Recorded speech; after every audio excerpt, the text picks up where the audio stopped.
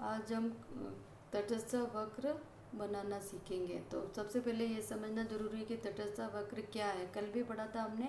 एक तटस्थ वक्र दो वस्तुओं के विभिन्न संयोगों को बताता है जो एक उपभोक्ता को समान संतुष्टि प्रदान करते हैं। तो सबसे पहले हम ये किस पर बनाते हैं, ग्राफ पर बनाते हैं, जिसमें उपभोक्ता की प्राथमिकताओं के अनुसार संयोगों को दर्शाया जाता है जिससे कि समान संतुष्टि प्राप्त हो। अब दूसरी बात ये हो गई कि ये विभिन्न संयोगों को दर्शाएगा जिससे समान संतुष्टि प्रदान करते हैं। और पहली बात ये है कि ये किस में आता है, क्रमवाचक विश्लेषण में आता है। दूसरा है कि ये ग्राफ पर बताया जाता है। फिर तीसरी बात की तटस्थ वक्र दो वस्तुओं के विभिन्न संयोगों को दर्शाता है जिससे समान संतुष्टि प्राप्त होती है। फिर इसके बाद इसके लिए एक अनुसूची होनी चाहिए जो दो वस्तु, ये माना कि यहाँ पर हम ए और बी मान रहे हैं, उनके विभिन्न संयोगों को बताएगा जिसमें उपभोक्ता संतुष्ट रहता है। अब हम एक उदाहरण के रूप में, जो कि हमारी बुक में भी दिया हुआ है, जहाँ इसमें संयोग दे रखे हैं 1 से 6 तक, उस और दो वस्तुएं ले रखी ए और बी, और संतुष्टि दोनों वस्तुओं का उपभोग करने पर समान है जो कि यहाँ पर एक्स के रूप में दिखाई गई है।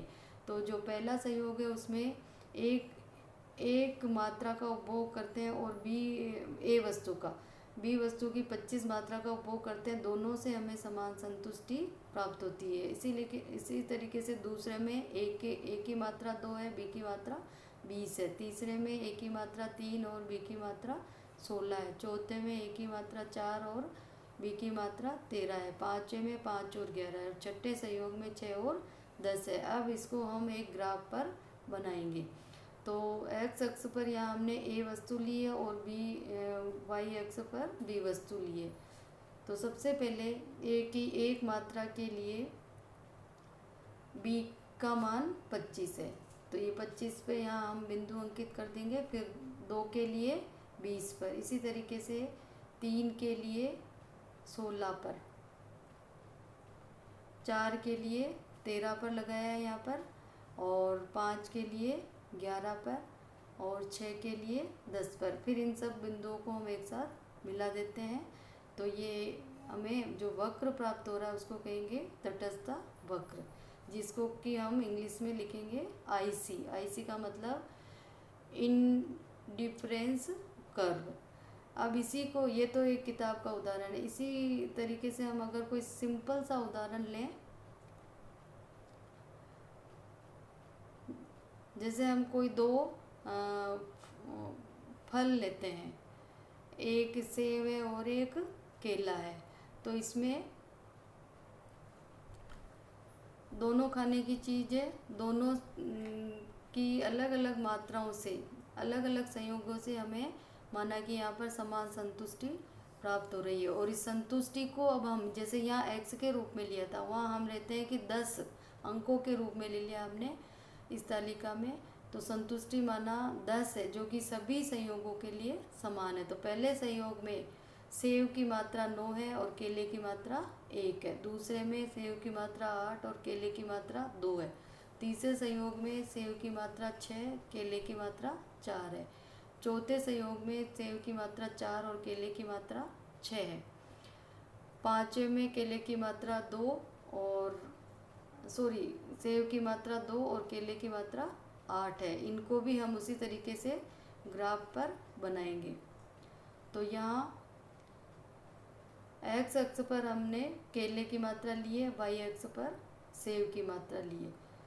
तो इसको भी उसी तरीके से बनाएंगे। जब केले की मात्रा 1 है तो यहाँ सेब की मात्रा 9, तो वहाँ बिंदु हमने अंकित कर दिया।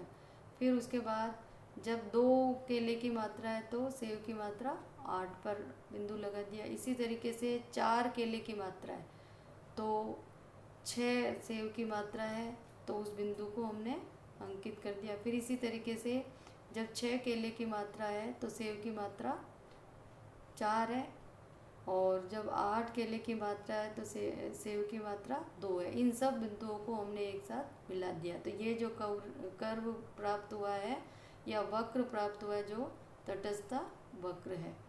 अब ये केवल एक वक्र के लिए है।